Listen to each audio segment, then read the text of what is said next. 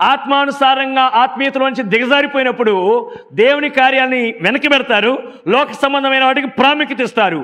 దేవునితో గడపటము, దేవుని స్థలంలో గడపటము, ప్రార్థనలో గడపటము, వాక్యంతో గడపటము, దేవుని సహవాసం కలిగి ధ్యానించడము, దైవికమైన కార్యాలను వెనక్కి వేస్తారు, లోక సంబంధమైన వాటిని ముందుకు వేస్తారు.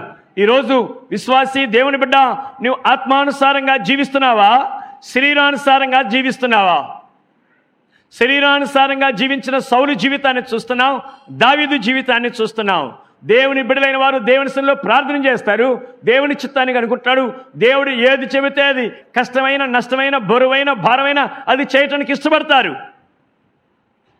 యుద్ధంలో దావీదు వెళ్ళాడు, పరిపూర్ణమైన విజయంతో సంతోషంతో తిరిగి వచ్చాడు.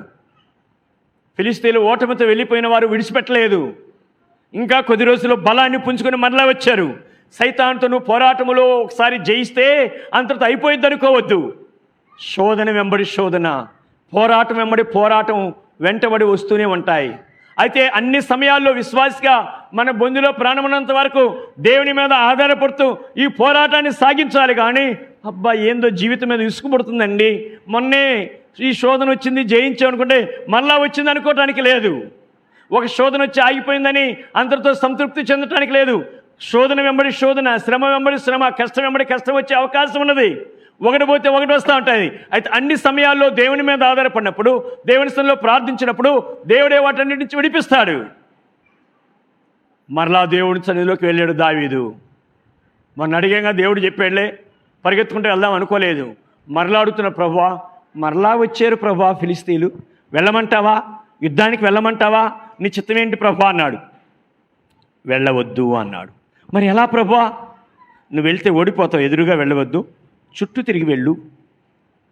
ఈ చుట్టూ తిరిగి వెళ్ళేటప్పుడు మధ్యలో కంబళి చెట్లు ఉన్నాయి.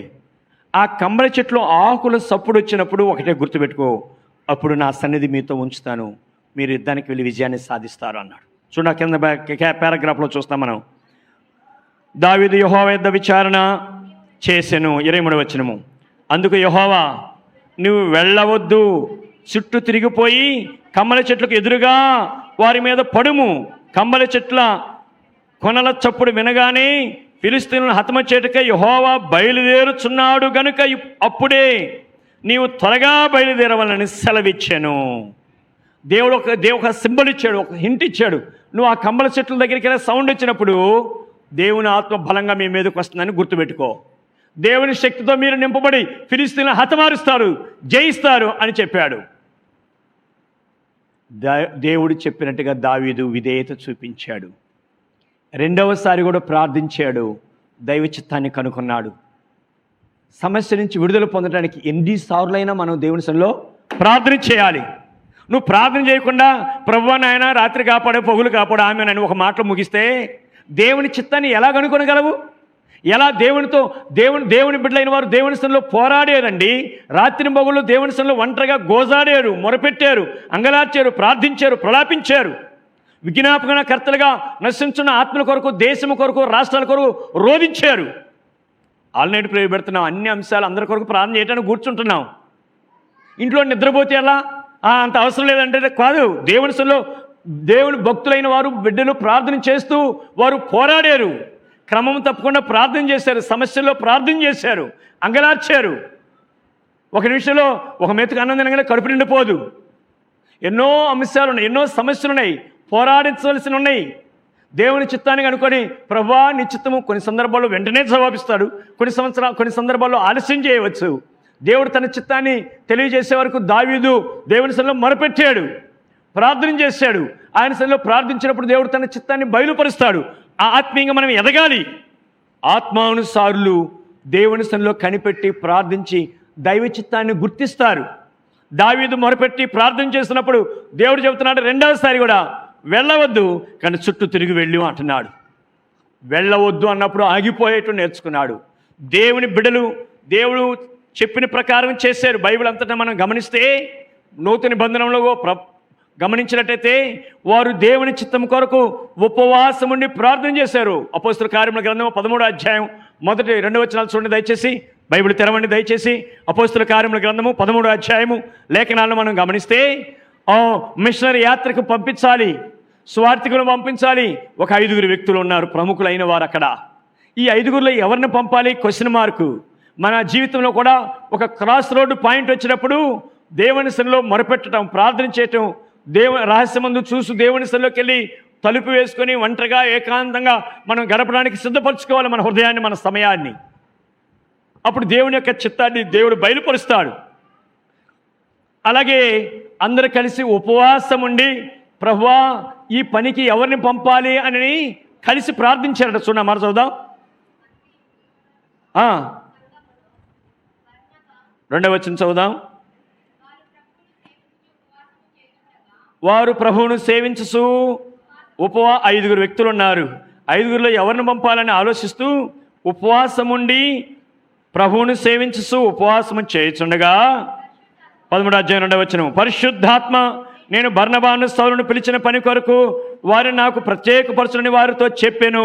అంతటా వారు ఉపవాసం ఉండి ప్రార్థన చేసి వారి మీద చేతులుంచి వారిని పంపిరి. వాక్యాన్ని ధ్యానించాలి, దివారాత్రులు ధ్యానించాలి.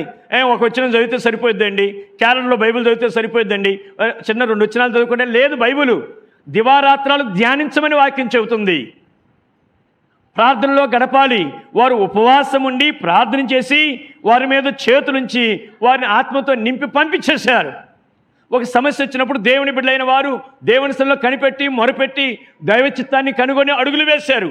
విశ్వాసులముగా మనకు వచ్చిన సమస్యలో, మనకున్న పరిస్థితుల్లో నేను, మీరు, మనము ఆయన సన్నిధిలో ఒంటరిగా ప్రార్థనలో గడపడానికి సిద్ధపరచుకుందాం. మన హృదయాలను, మన మనస్సులను సిద్ధపరచుకుందాం. దేవుడు తగిన సమయంలో జవాబిచ్చేదాడు. కొన్నిసార్లు వెంటనే చెబుతాడు, కొన్నిసార్లు కొన్ని విషయాలు ఆలస్యం చేస్తాడు.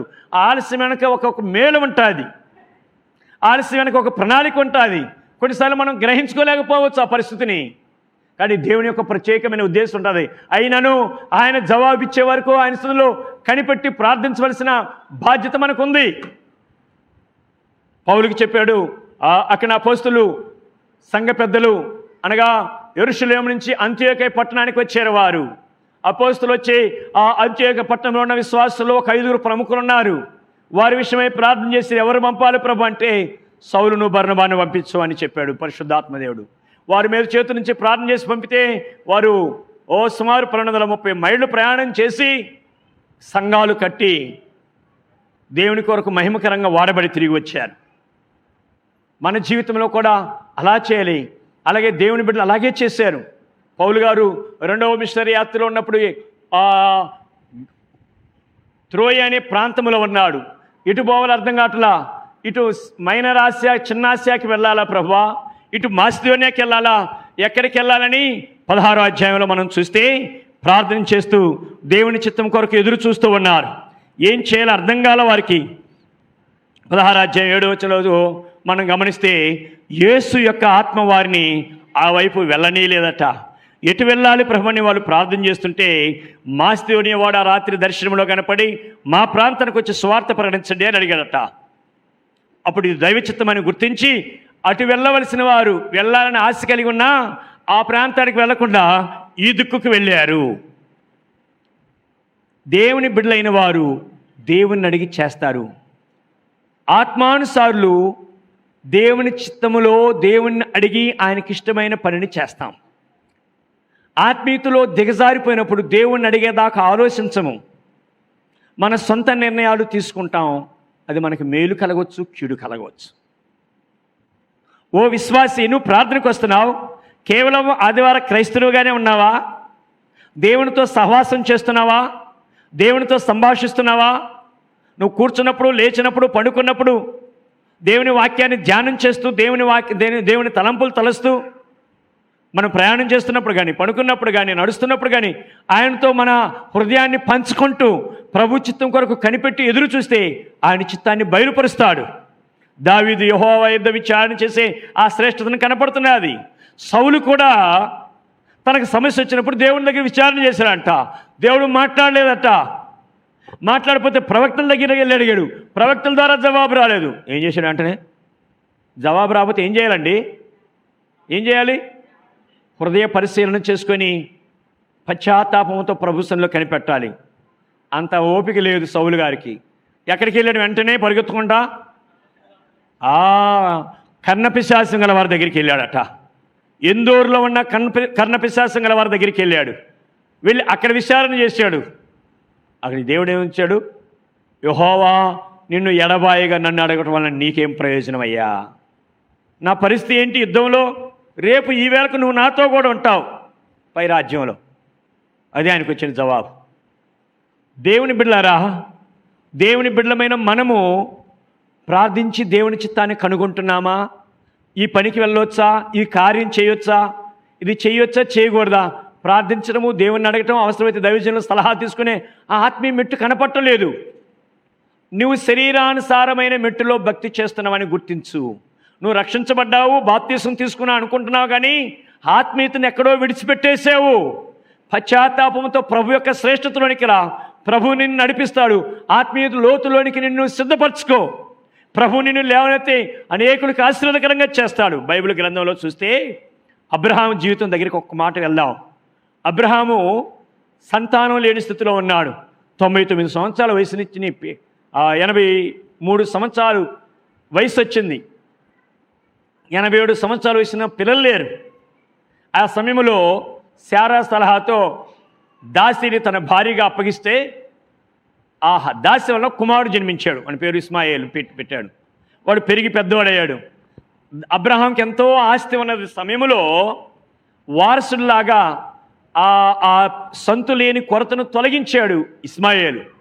అయితే తర్వాత 13 సంవత్సరాలకి శారా గర్భవతి కుమారుని కని ఇస్సాకుని జన్మనిచ్చింది. వీరిద్దరు పెరిగి పెద్దవారు అవుతున్నాడు. పెద్దోడు చిన్నవాడు. ఇస్సాకేమో ఆత్మానుసారుడు, వాగ్దాన పుత్రుడు. ఇస్మాయేలేమో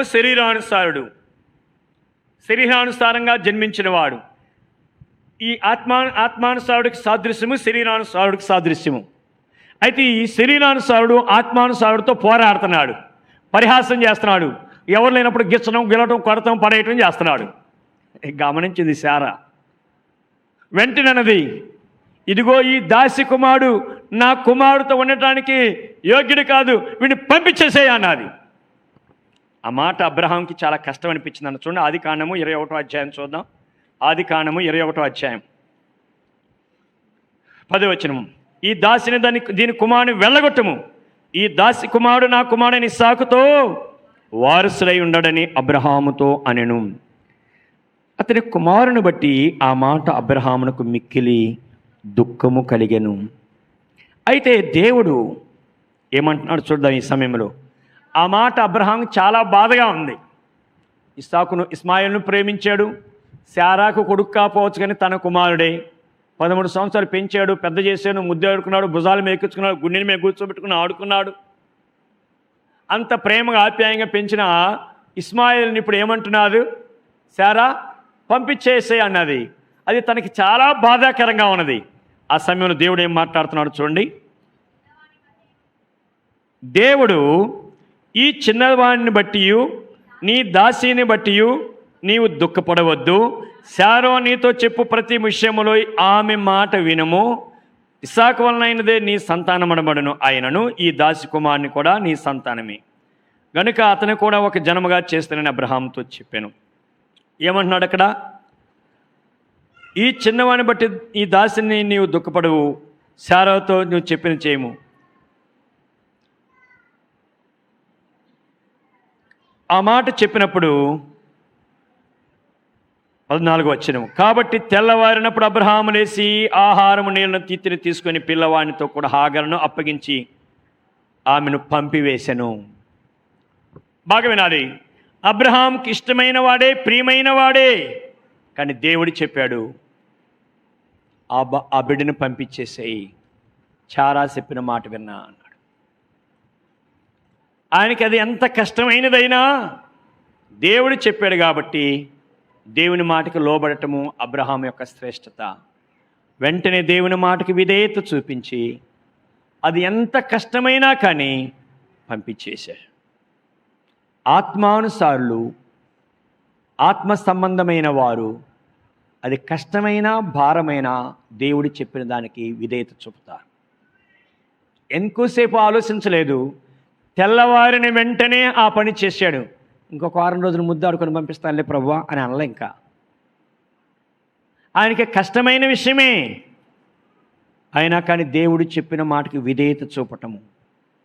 ఆత్మానుసారులు అది ఎంత కష్టమైనా నష్టమైనా దేవుడు చెప్పింది చేస్తారు. శరీరానుసారులు దేవుని చెప్పింది ప్రక్కన పెట్టి తమ అనుకున్నది చేస్తారు, తమకు నచ్చినది చేస్తారు, తమకు ఇష్టమైనది చేస్తారు. దేవుని మాటకి విధేయత చూపాడు. అలాగే లేఖనాల్లో మనం చూస్తే దావీదు జీవితంలో కూడా ఒక గొప్ప మందిరాన్ని కట్టాలనుకున్న సిద్ధం చేశాడు. కానీ దేవుడు అన్నాడు వద్దు అన్నాడు. నీ తర్వాత నీ కుమారుడు కడతాడన్నాడు. వెంటనే విధేయత చూపించాడు. రిక్వెస్ట్ చేయటం, బతిలాడటం. కొంతమందికి అలా కాదు, వారు ఏది చేయాలనుకున్నారో అదే చేస్తారు. అది దేవుని ఇష్టం అవన్నీ ఆలోచించడం. దేవుడు చెప్పింది చేయటమే విశ్వాస లక్షణము. ఇది వద్దు అంటమే ఆగటమే. మనం అనుకున్నది కాదు చేయాల్సింది, దేవుడు చెప్పింది చేయాలి. ఆయనకి ఇష్టమైనది చేయటమే మనకు వాడుకు కావాలి. దావీదు దేవుని యొద్ద విచారణ చేస్తున్నాడు. మన స్థితి ఎలా ఉన్నది, మన భక్తి మెట్లు ఎలా ఉన్నది ఒకసారి పరీక్షించుకుందాం. ఒకవేళ నువ్వు దేవుని బిడ్డమని చెప్పుకుంటూ నీ సొంత ఇష్టాలు చేస్తుంటే ఈరోజైనా పశ్చాత్తాపంతో నిన్ను నువ్వు డెడికేట్ చేసుకో, దేవునికి అప్పగించుకో, దేవునికి సమర్పించుకో. ప్రభువా, ఇంతకాలం నా ఇష్టాలు చేస్తున్నాను, ఇక నుంచి నీ ఇష్టం చేస్తాను, నీ బిడ్డగా బ్రతాను. దావీదు ఆయన ఇష్టం చేసి ఆ చుట్టుపక్కల గొప్ప ఉన్నతమైన స్థానానికి ఎదిగాడు. అన్ని రాజ్యాలను జయించాడు, శ్రేష్ఠతలోనికి వెళ్ళాడు. లోకాన్ని సైతాన్ని జయించడానికి మనల్ని మనం దేవునికి అప్పగించుకుందాం. అది కష్టమైన విధేయత చూపితే దాని వెనక ఆశీర్వాదం ఉంది. లోతు అవిధేయత చూపించాడు. లోతుకి దేవుడు చెప్పాడు దూర ప్రాంతానికి వెళ్ళి పట్టణాన్ని నాశనం చేస్తానంటే అంత దూరం వెళ్ళని ఇక్కడే ఉంటానన్నాడు. కానీ అబ్రహాముకు విధేయత చూపే మనసుంది. అదే తన పిల్లలకి ఆశీర్వాదకరంగా మిగిలింది. ఈరోజు ఒకవేళ దేవుని చిత్తము, దైవజనుల సలహాలు, హెచ్చరికలు పెడచెవిని పెట్టి నీ సొంత ఇష్టాలు చేస్తుంటే పశ్చాత్తాపంతో ప్రభు పాదాల దగ్గరికి వద్దాం.